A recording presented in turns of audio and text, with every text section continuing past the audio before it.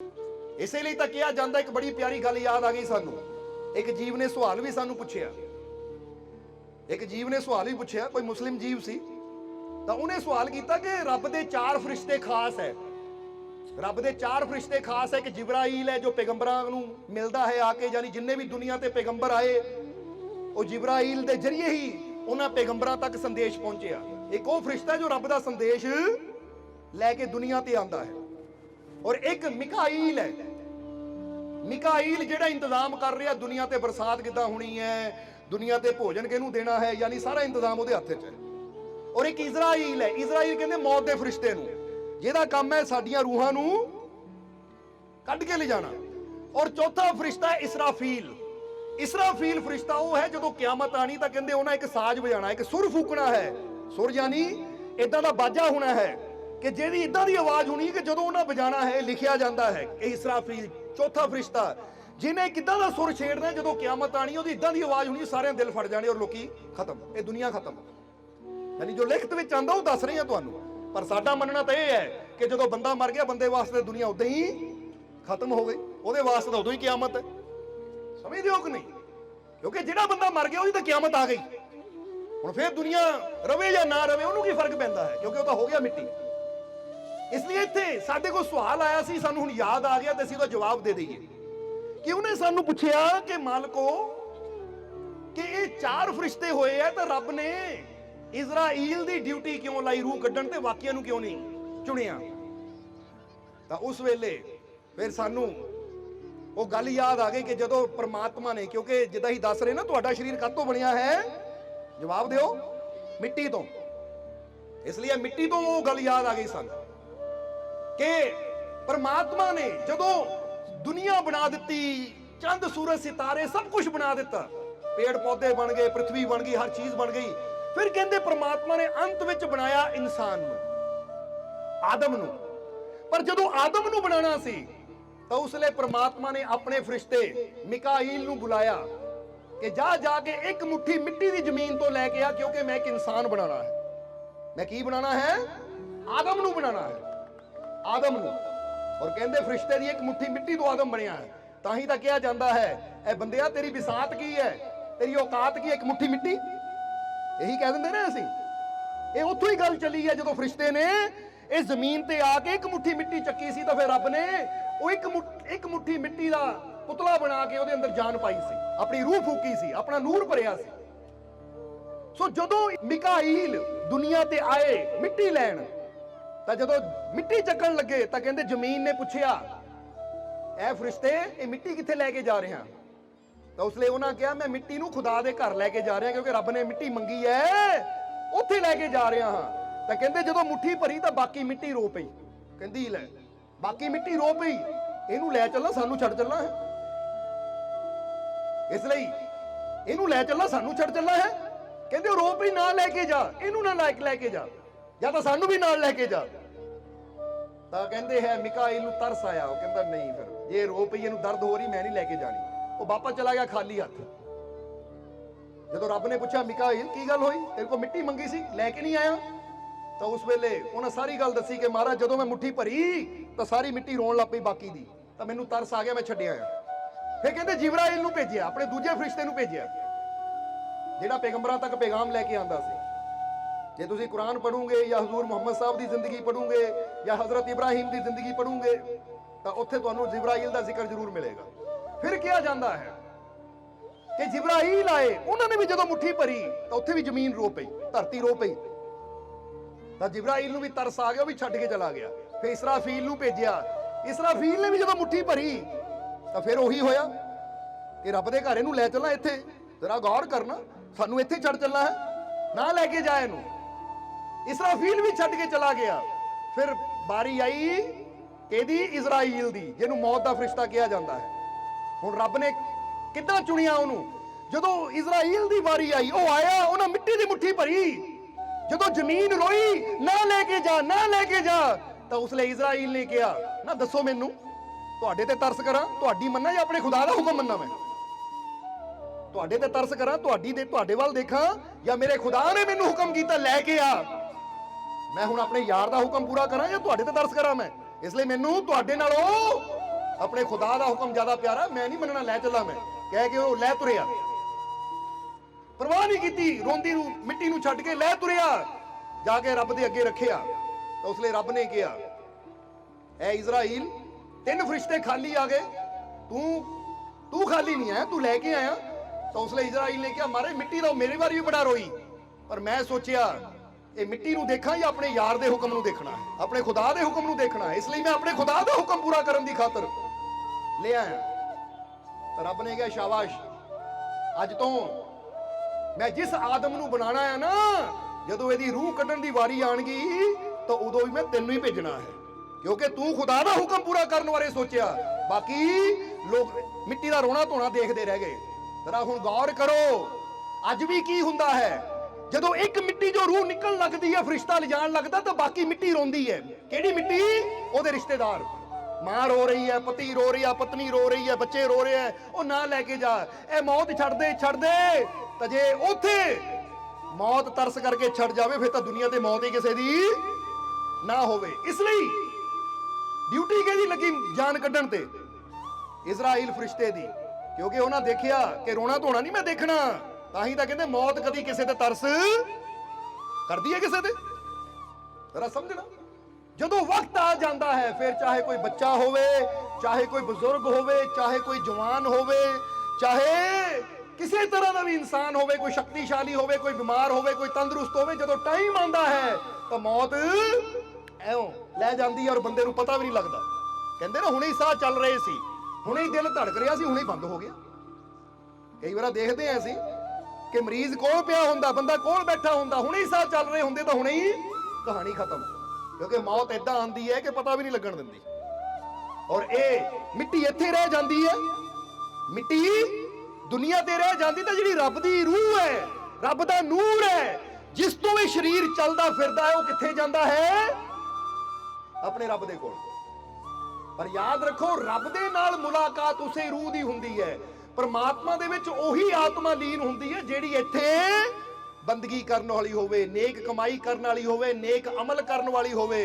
ਤਾਂ ਜੇ ਬੰਦਾ ਸੋਚੇ ਕਿ ਇੱਥੇ ਪਾਪ ਕਰੀ ਜਾਵਾਂ, ਇੱਥੇ ਬੁਰਾ ਕਰੀ ਜਾਵਾਂ, ਇੱਥੇ ਮਾੜਾ ਕਰੀ ਜਾਵਾਂ, ਤਾਂ ਫਿਰ ਮੈਨੂੰ ਅੱਗੇ ਮੁਕਤੀ ਮਿਲ ਜਾਏਗੀ, ਮੇਰੀ ਮੰਜ਼ਿਲ ਮਿਲ ਜਾਏਗੀ, ਤਾਂ ਫਿਰ ਯਾਦ ਰੱਖੋ, ਜਿਹੜਾ ਬੁਰਾ ਕਰਨ ਵਾਲਾ ਹੈ, ਕਿਉਂਕਿ ਉੱਥੇ ਅਮਲਾਂ ਦੇ ਹੁਣੇ ਨੇ ਨਵੇੜੇ, ਜਿਹੜੇ ਬੁਰੇ ਅਮਲ ਕਰਨ ਵਾਲੇ ਆ ਨਾ, ਉਹਨਾਂ ਦੀ ਆਤਮਾ, ਗੀਤਾ ਪੜ੍ਹ ਕੇ ਦੇਖ ਲਓ, ਗੁਰਬਾਣੀ ਪੜ੍ਹ ਕੇ ਦੇਖ ਲਓ, ਦੱਸਿਆ ਗਿਆ ਹੈ ਕਿ ਜਿੱਦਾਂ ਦੀ ਤੇਰੀ ਕਰਨੀ ਹੋਣੀ ਵੇ ਵੈਸੀ ਯੂਨੀ ਤੈਨੂੰ ਮਿਲ ਜਾਣੀ ਹੈ।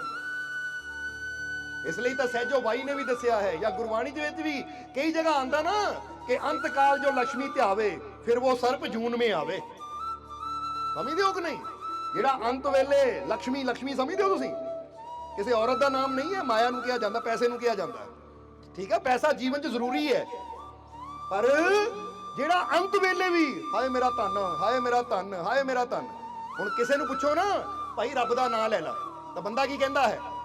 ਜ਼ਰਾ ਗੌਰ ਕਰਨਾ, ਉਹ ਰੱਬ ਦਾ ਨਾਮ ਨਹੀਂ ਲੈਣਾ, ਬੱਚਿਆਂ ਵਾਸਤੇ ਕਮਾਈ ਕਰ ਰਿਹਾ ਮੈਂ। ਬੋਲੋ, ਹੁਣ ਤੁਹਾਨੂੰ ਪੁੱਛੇ ਕਿਹਦੇ ਵਾਸਤੇ ਕਮਾਉਂਦੇ ਹੋ? ਜਵਾਬ ਦਿਓ, ਕਿਹਦੇ ਵਾਸਤੇ ਕਮਾਉਂਦੇ ਹੋ? ਕੀ ਜਵਾਬ ਹੁੰਦਾ ਤੁਹਾਡਾ? ਜਵਾਬ ਨਹੀਂ ਆ ਰਿਹਾ। ਕੀ ਕਹਿੰਦੇ ਆ ਅਸੀਂ? ਕਿਹਦੇ ਵਾਸਤੇ ਕਮਾ ਰਹੇ ਆ? ਬੱਚਿਆਂ ਵਾਸਤੇ ਕਮਾ ਰਹੇ ਆ। ਤਾਂ ਸੱਚ ਦੱਸਿਓ, ਬੱਚਿਆਂ ਵਾਸਤੇ ਕਮਾਉਂਦੇ ਹੋ ਤਾਂ ਜਿਹੜਾ ਅਕਾਊਂਟ ਵਿੱਚ ਜਾਂਦਾ ਉਹ ਬੱਚਿਆਂ ਦੇ ਨਾਂ ਤੇ ਹੈ, ਤੁਹਾਡੇ ਨਾਂ ਤੇ ਆ? ਜਵਾਬ ਦਿਓ ਹੁਣ ਸਾਨੂੰ। ਆ ਜਿਹੜੇ ਮਕਾਨ 'ਚ ਤੁਸੀਂ ਰਹਿੰਦੇ ਹੋ, ਬੱਚਿਆਂ ਦੇ ਨਾਂ ਤੇ ਰਜਿਸਟਰੀ ਹੈ ਜਾਂ ਤੁਹਾਡੇ ਨਾਮ ਤੇ ਹੈ? ਜੇ ਬੱਚਿਆਂ ਵਾਸਤੇ ਕਰਦੇ ਹੋ ਤਾਂ ਬੱਚਿਆਂ ਦੇ ਅਕਾਊਂਟ 'ਚ ਕਿਉਂ ਨਹੀਂ ਬੁਲਾਉਂਦੇ ਉਹਨਾਂ ਦਾ ਅਕਾਊਂਟ ਖੋਲ ਕੇ? ਫਿਰ ਰਜਿਸਟਰੀ ਬੱਚਿਆਂ ਦੇ ਨਾਂ ਤੇ ਕਿਉਂ ਨਹੀਂ ਕਰਦੇ? ਕਿ ਬੱਚੇ ਦੀ ਖਾਤਰ ਕਰ ਰਹੇ, ਇਸ ਲਈ ਸਭ ਕੁਝ ਬੱਚੇ ਨੂੰ ਦੇ ਰਿਹਾ ਮੈਂ? ਨਹੀਂ, ਕਿਉਂਕਿ ਇਹ ਵੀ ਇਨਸਾਨ ਦਾ ਇੱਕ ਦਿਖਾਵਾ ਹੈ, ਕਰਦਾ ਆਪਣੇ ਵਾਸਤੇ ਹੈ, ਤਾਂ ਨਾਮ ਮੈਂ ਤਾਂ ਬੱਚਿਆਂ ਵਾਸਤੇ ਕਰ ਰਿਹਾ। ਸਮਝਦੇ ਹੋ ਕਿ ਨਹੀਂ? ਮਾੜਾ ਜਿਹਾ ਬੱਚਾ ਕਹਿਣਾ ਮੰਨਣਾ ਬੰਦ ਕਰ ਦੇਵੇ ਤਾਂ ਲੈ ਤਾਂ ਨਿਕਲ ਜਾ ਮੇਰੇ ਘਰ ਚੋਂ ਬਾਹਰ। ਪੁੱਛੋ ਭਾਈ, ਜੇ ਉਹਦੀ ਖਾਤਰ ਕੀਤਾ ਸੀ ਉਹਨੂੰ ਦੇ ਕੇ ਭੇਜ, ਸਭ ਕੁਝ ਆਪ ਨਿਕਲ ਬਾਹਰ, ਕਿਉਂਕਿ ਤੂੰ ਤਾਂ ਜੋ ਅੱਜ ਤੱਕ ਕੀਤਾ ਬੱਚਿਆਂ ਦੀ ਖਾਤਰ ਹੀ ਕੀਤਾ। ਦੇਖੋ ਲੋਕ ਕਿੱਦਾਂ ਨਾ, ਜਿੱਦਾਂ ਹੀ ਕਹੀਦਾ ਹੈ ਕਿ ਯਾਰ ਲੋਕ ਨੇ ਕਿੰਨੇ ਹੁਸ਼ਿਆਰ ਅੱਜ ਕੱਲ, ਦੋਹਾਂ ਗੱਲਾਂ ਦੇ ਵੱਲ ਧਿਆਨ ਰੱਖਦੇ, ਇੱਕ ਪਾਸੇ ਤਾਂ ਕੁਫਰ ਦੀ ਭਰਨ ਹਾਮੀ, ਦੂਜਾ ਬਗਲ ਦੇ ਵਿੱਚ ਕੁਰਾਨ ਰੱਖਦੇ। ਕਿ ਅੱਜ ਕੱਲ ਲੋਕ ਬੜੇ ਹੁਸ਼ਿਆਰ ਹੋ ਚੁੱਕੇ ਆ। ਗੱਲ ਸਮਝ ਆ ਰਹੀ ਹੈ ਕਿ ਨਹੀਂ? ਇਸ ਲਈ ਕਮਾਉਂਦੇ ਬੱਚਿਆਂ ਵਾਸਤੇ ਤਾਂ ਬੱਚਾ ਵਿਚਾਰਾ 100 ਰੁਪਇਆ ਮੰਗ ਲਵੇ, ਚੱਲ 100 ਰੁਪਇਆ ਦੇਵਾਂ ਤੈਨੂੰ ਨਾ ਬਾਪੂ, ਮੇਰੇ ਵਾਸਤੇ ਕਮਾ ਰਹੇ ਆ ਤੇ 100 ਨਹੀਂ ਮੈਨੂੰ ਦੇ ਸਕਦਾ? ਹਾਂ, ਜਿਹਨੂੰ ਪੁੱਛੋ, ਦੇਖੋ ਮੈਂ ਆਪਣੇ ਨਿਆਣਿਆਂ ਵਾਸਤੇ ਕਰ ਰਿਹਾ, ਆਪਣੇ ਬੱਚਿਆਂ ਵਾਸਤੇ ਕਰ ਰਿਹਾ, ਤਾਂ ਮਰਨ ਵੇਲੇ ਕੀ ਹੁੰਦਾ ਹੈ? ਜ਼ਰਾ ਗੌਰ ਕਰਨਾ, ਮਰਨ ਵੇਲੇ ਧਿਆਨ ਤਾਂ ਇਹੀ ਹੁੰਦਾ ਮੇਰੀ ਜੇਬ 'ਚ ਇੰਨੇ ਪੈਸੇ ਆ, ਮੇਰੇ ਉੱਥੇ ਇੰਨੇ ਪੈਸੇ ਆ, ਉੱਥੇ ਆਹ ਗੋਲਡ ਪਿਆ, ਉੱਥੇ ਸੋਨਾ ਪਿਆ ਹੈ, ਕਿਤੇ ਕੋਈ ਲਈ ਨਾ ਜਾਵੇ। ਜਿੱਦਾਂ ਅਸੀਂ ਕਈ ਵਾਰ ਸੱਚੀ ਘਟਨਾ ਦੱਸੀ ਦੀ ਸੀ ਕਿ 10-12 ਸਾਲ ਪਹਿਲਾਂ ਦੀ ਗੱਲ ਹੈ। ਇੱਕ ਪਰਿਵਾਰ ਆਇਆ ਸਾਡੇ ਕੋਲ, ਇੱਕ ਨਾ ਪੁਰਾਣਾ ਜਿਹਾ ਰੁਮਾਲ, ਪੁਰਾਣਾ ਜਿਹਾ ਹੈਂਕੀ ਰੁਮਾਲ ਲੈ ਕੇ ਨਾ ਉਹਨੂੰ 2-3 ਗੱਠਾਂ ਬੰਨੀਆਂ ਹੋਈਆਂ ਹੈ, ਉਹ ਲੈ ਕੇ ਸਾਡੇ ਕੋਲ ਆਇਆ।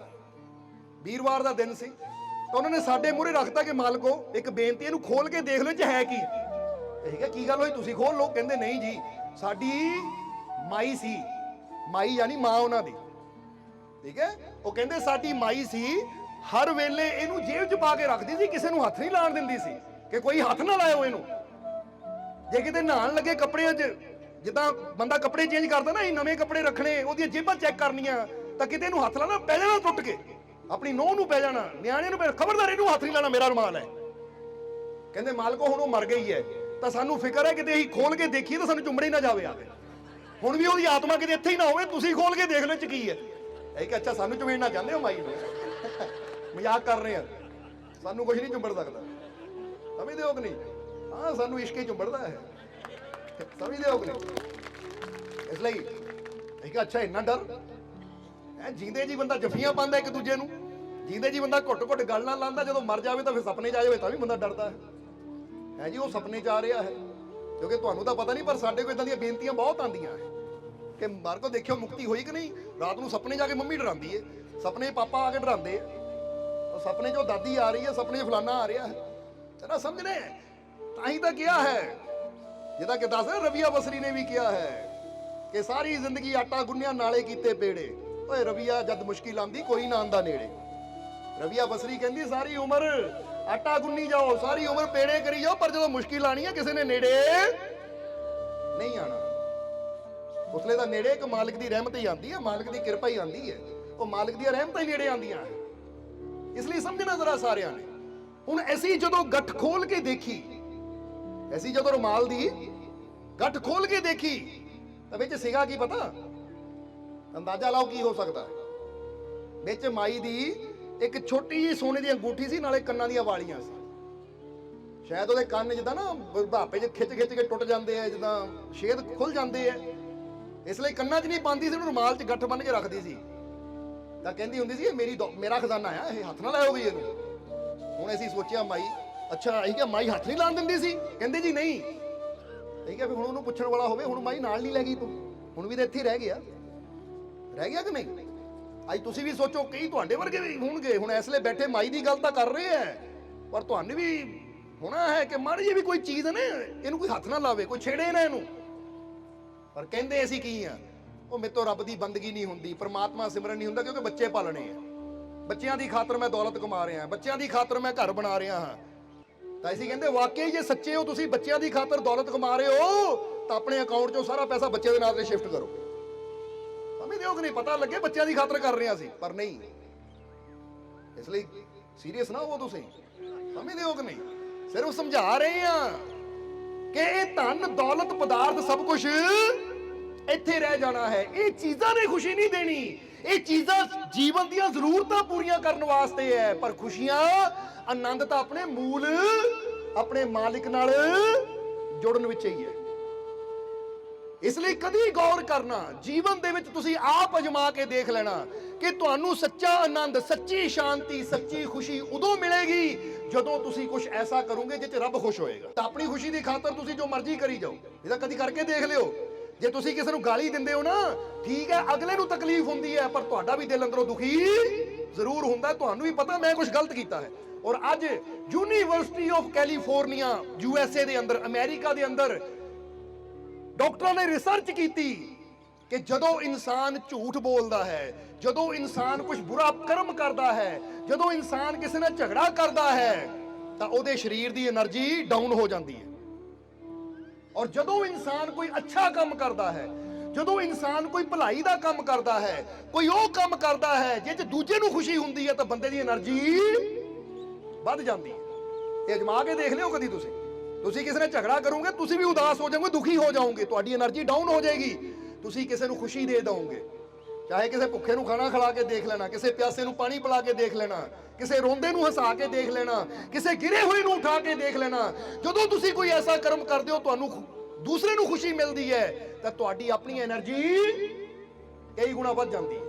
ਔਰ ਜਿੰਨੀ ਤੁਹਾਡੀ એનર્ਜੀ ਵੱਧਦੀ ਹੈ ਉਨਾ ਤੁਹਾਡੇ ਜੀਵਨ 'ਚ ਖੁਸ਼ੀ ਵੱਧਦੀ ਹੈ, ਉਨਾ ਤੁਹਾਡੇ ਜੀਵਨ 'ਚ ਆਨੰਦ ਵੀ ਵੱਧਦਾ ਚਲਾ ਜਾਂਦਾ ਹੈ। ਇਸੇ ਲਈ ਤਾਂ ਸੰਤ, ਗੁਰੂ, ਰਹਿਬਰ, ਪੀਰ, ਫਕੀਰ ਹਮੇਸ਼ਾ ਦੂਜਿਆਂ ਨੂੰ ਖੁਸ਼ ਦੇਖਣਾ ਚਾਹੁੰਦੇ ਸੀ।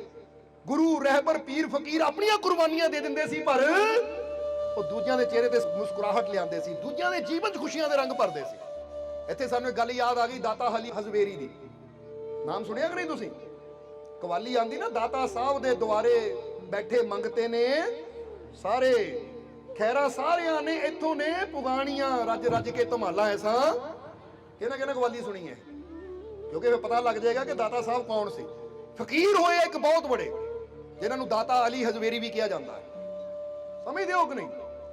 ਹੁਣ ਕਿਹਾ ਜਾਂਦਾ ਕਿ ਦਾਤਾ ਸਾਹਿਬ ਇੱਕ ਐਸੇ ਫਕੀਰ ਸੀ ਜਿਨ੍ਹਾਂ ਦੀ ਇੱਕ ਆਦਤ ਸੀ, ਉਹ ਹਮੇਸ਼ਾ ਆਪਣੇ ਸਿਰ ਦੇ ਵਾਲ ਕਟਾ ਕੇ ਰੱਖਦੇ ਸੀ, ਯਾਨੀ ਜਿਹਨੂੰ ਪੰਜਾਬੀ 'ਚ ਅਸੀਂ ਕਹਿ ਲਈਏ ਟਿੰਡ ਰੱਖਦੇ ਸੀ। ਪੰਜਾਬੀ ਦਾ ਕਹਿਣਾ ਹੀ ਪੈਣਾ ਹੁਣ। ਕੀ ਰੱਖਦੇ ਸੀ? ਟਿੰਡ ਕਢਾ ਕੇ ਰੱਖਦੇ ਸੀ, ਯਾਨੀ ਦਾੜੀ ਰੱਖੀ ਹੁੰਦੀ ਸੀ, ਪਰ ਉਹਨਾਂ ਨੇ ਹਮੇਸ਼ਾ ਆਪਣੇ ਸਿਰ ਤੇ ਉਸ ਤਰ੍ਹਾਂ ਫਰਾ ਕੇ ਰੱਖਣਾ, ਯਾਨੀ ਸਿਰ ਦੇ ਵਾਲ ਕਟਾ ਕੇ ਰੱਖਣੇ, ਐਨ ਸਿਰ ਟਿੰਡ ਬਣਾ ਕੇ ਰੱਖਣੀ, ਚਮਕਦਾ ਹੁੰਦਾ ਸੀ ਦੂਰੋਂ। ਹੁਣ ਕਿਹਾ ਜਾਂਦਾ ਹੈ ਇੱਕ ਦਿਨ ਦਾਤਾ ਸਾਹਿਬ ਰਾਵੀ ਦਰਿਆ ਦੇ ਅੰਦਰ, ਕਿਉਂਕਿ ਉਸ ਵੇਲੇ ਕਸ਼ਤੀਆਂ ਇਧਰੋਂ ਉਧਰ ਜਾਂਦੀਆਂ ਸੀ ਤਾਂ ਉਧਰੋਂ ਇੱਧਰ ਆਉਂਦੀਆਂ ਸੀ, ਔਰ ਕਈ ਕਸ਼ਤੀਆਂ ਦਰਿਆ ਦੇ ਕਿਨਾਰੇ ਖੜੀਆਂ ਰਹਿੰਦੀਆਂ ਸੀ। ਛੋਟੀਆਂ ਛੋਟੀਆਂ ਕਸ਼ਤੀਆਂ ਹੁੰਦੀਆਂ ਸੀ, ਇੱਕ ਕਸ਼ਤੀ 'ਚ 10 ਜਣੇ ਬਹਿ ਗਏ ਜਾਂ 5 ਜਣੇ ਬਹਿ ਗਏ ਤਾਂ ਭਰ ਗਈ, ਤੁਰ ਪਈ। ਦੂਜੀ ਫਿਰ ਉਹਦੇ 'ਚ ਲੋਕ ਬਹਿ ਗਏ, ਤੁਰ ਪਏ। ਇਸੇ ਤਰ੍ਹਾਂ ਦਰਿਆ ਦੇ ਕਿਨਾਰੇ ਕਈ ਕਸ਼ਤੀਆਂ ਸੀ। ਤਾਂ ਇੱਕ ਦਿਨ ਦਾਤਾ ਸਾਹਿਬ ਆਪਣੇ ਕੋਈ ਸੇਵਕਾਂ ਦੇ ਨਾਲ ਕਿਨਾਰੇ ਤੋਂ ਕਸ਼ਤੀ 'ਚ ਬੈਠੇ ਔਰ ਦੂਜੇ ਕਿਨਾਰੇ ਤਰਫ ਮਲਾਹ ਲੈ ਕੇ ਚੱਲਿਆ। ਜਦੋਂ ਮਲਾਹ ਕਸ਼ਤੀ ਲੈ ਕੇ ਚੱਲਿਆ ਤਾਂ ਉਹਨਾਂ ਦੇ ਨਾਲ ਹੀ ਇੱਕ ਦੂਸਰੀ ਕਸ਼ਤੀ ਵੀ ਉੱਧਰ ਜਾ ਰਹੀ ਸੀ, ਜਿਸ 'ਚ ਕੁਝ ਨੌਜਵਾਨ ਬੈਠੇ ਸੀ। ਕੌਣ ਬੈਠੇ ਸੀ? ਕੁਝ ਨੌਜਵਾਨ, ਯਾਨੀ ਇਦਾਂ ਆਪਾਂ ਕਹਿ ਲਈਏ 18, 19, 20 ਸਾਲ ਦੇ ਤਾਂ ਨੌਜਵਾਨ ਬੈਠੇ ਸੀ। ਗਰੁੱਪ ਬੈਠਾ ਸੀ ਲੜਕਿਆਂ ਦਾ, ਮੁੰਡਿਆਂ ਦਾ। ਹੁਣ ਜਦੋਂ ਜਾਂਦੇ ਜਾਂਦੇ ਅੱਧ 'ਚ ਪਹੁੰਚੀ ਕਸ਼ਤੀ, ਤਾਂ ਉਹ ਵੀ ਕਸ਼ਤੀ ਮੁੰਡਿਆਂ ਦੀ ਵੀ ਨਾਲ ਹੀ ਤੁਰੀ, ਜਾਣਾ ਉਧਰ ਹੀ ਹੈ ਦੂਜੇ ਪਾਸੇ। ਤਾਂ ਦਾਤਾ ਸਾਹਿਬ ਨੇ ਕੀ ਕੀਤਾ ਕਿ ਬੈਠੇ ਸੀ ਪਗੜੀ ਬੰਨ੍ਹ ਕੇ, ਤਾਂ ਸਿਰ 'ਚ ਕਿਤੇ ਖਾਜ ਹੋਈ ਤਾਂ ਉਹਨਾਂ ਨੇ ਆਪਣੀ ਪਗੜੀ ਲਾਈ, ਪਗੜੀ ਇੱਕ ਪਾਸੇ ਰੱਖੀ ਤਾਂ ਆਪਣੇ ਸਿਰ ਤੇ ਖਾਜ ਕਰਨ ਲੱਗ ਗਏ।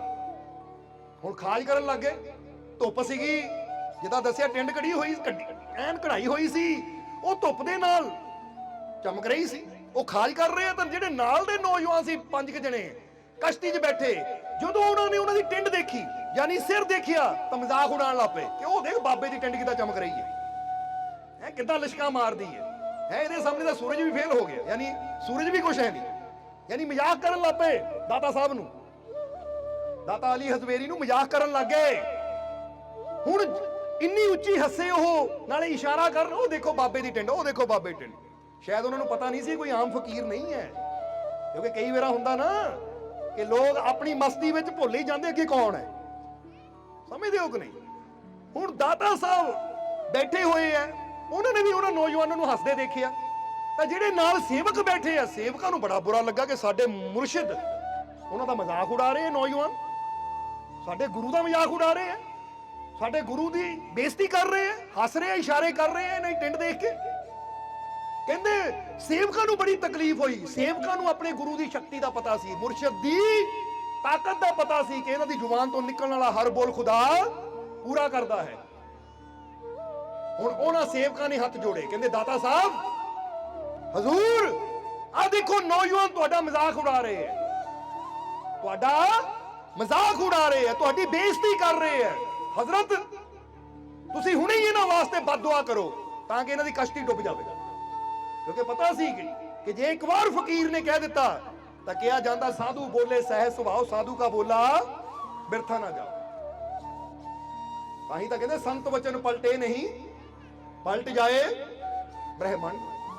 ਹੁਣ ਇੱਥੇ ਵੀ ਇਹਨਾਂ ਸੇਵਕਾਂ ਨੇ ਦਾਤਾ ਸਾਹਿਬ ਨੂੰ ਕਿਹਾ ਕਿ ਦਾਤਾ ਜੀ, ਇਹ ਤੁਹਾਡਾ ਮਜ਼ਾਕ ਉਡਾ ਰਹੇ ਹੈ, ਤੁਹਾਡੀ ਬੇਇੱਜ਼ਤੀ ਕਰ ਰਹੇ ਹੈ, ਕਰੋ ਬਦਦੁਆ ਇਹਨਾਂ ਵਾਸਤੇ, ਕਰੋ ਬਦਦੁਆ ਇਹਨਾਂ ਵਾਸਤੇ ਕਿ ਇਹਨਾਂ ਦੀ ਕਸ਼ਤੀ ਡੁੱਬ ਜਾਵੇ। ਹੈ ਤੁਹਾਡਾ ਮਜ਼ਾਕ ਉਡਾ ਰਹੇ ਸਾਡੇ ਮੁਰਸ਼ਿਦ ਦਾ, ਹੁਣੀ ਇਹਨਾਂ ਨੂੰ ਸਜ਼ਾ ਮਿਲੇ। ਤਾਂ ਦਾਤਾ ਸਾਹਿਬ ਨੇ ਆਪਣੇ ਸੇਵਕਾਂ ਦੀ ਤਰਫ ਦੇਖਿਆ, ਕਹਿੰਦੇ ਅੱਛਾ ਤੁਸੀਂ ਚਾਹੁੰਦੇ ਹੋ ਬਦਦੁਆ ਦਈਏ ਇਹਨਾਂ ਨੂੰ, ਤੁਸੀਂ ਚਾਹੁੰਦੇ ਹੋ ਬਦਦੁਆ ਦਈਏ? ਉਹ ਕਹਿੰਦੇ ਜੀ ਹਾਂ ਅਸੀਂ ਚਾਹੁੰਦੇ ਹਾਂ ਬਦਦੁਆ ਦਿਓ, ਕਿਉਂਕਿ ਸਾਡੇ ਤੋਂ ਆਪਣੇ ਮੁਰਸ਼ਿਦ ਦੀ ਬੇਇੱਜ਼ਤੀ ਬਰਦਾਸ਼ਤ ਨਹੀਂ ਹੁੰਦੀ। ਸਾਡੇ ਤੋਂ ਆਪਣੇ ਮੁਰਸ਼ਿਦ ਦੀ ਬੇਇੱਜ਼ਤੀ ਬਰਦਾਸ਼ਤ ਨਹੀਂ ਹੁੰਦੀ। ਕੋਈ ਸਾਡੇ ਮੁਰਸ਼ਿਦ ਦਾ ਮਜ਼ਾਕ ਉਡਾਵੇ, ਅਸੀਂ ਬਰਦਾਸ਼ਤ ਨਹੀਂ ਕਰ ਸਕਦੇ, ਕਰੋ ਬਦਦੁਆ ਹੁਣੇ। ਦਾਤਾ ਸਾਹਿਬ ਕਹਿੰਦੇ ਲਓ ਫੇ ਕਰ ਦਿੰਦੇ ਆ, ਕਹਿ ਕੇ ਉਹਨਾਂ ਨੇ ਦੋਨੇ ਹੱਥ उठाए। सब्सक्राइब कीजिए सर्व संध्या दरबार कांटिया शरीफ चैनल को और बेल आइकन दबाइए मालिक जी की लेटेस्ट सत्संग की वीडियो को सबसे पहले देखने के लिए।